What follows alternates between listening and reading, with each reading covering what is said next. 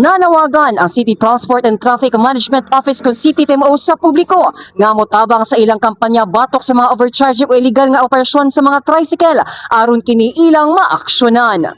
Matud pa ni retired Police Major Leonardo Pamplona, ang Acting Division Head sa Traffic Enforcement and Street Management Division sa City TMO Davao City, nga ang simpleng pag-ingon kon pag-report nga mahal ang gipaningil dili igo aron makasugod og investigasyon og pagdakop. Gani mas dali nilang maaksyonan ang mga reklamo kon kompleto ang impormasyon sama sa plate number, ruta, oras og pagkaila sa mga driver. These complainants are writing our office without any details.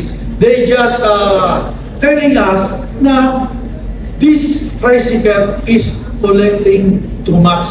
But if they can identify these certain individuals, these tricycles, ma-address na muna, mapatawag na mga operator.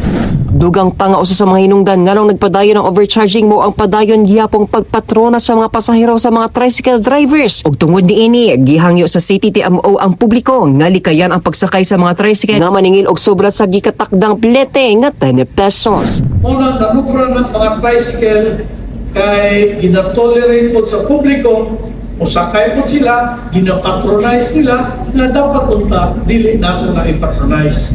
So pag mag-raise gani og plitihan nga taas ra, ayaw kita magsakay.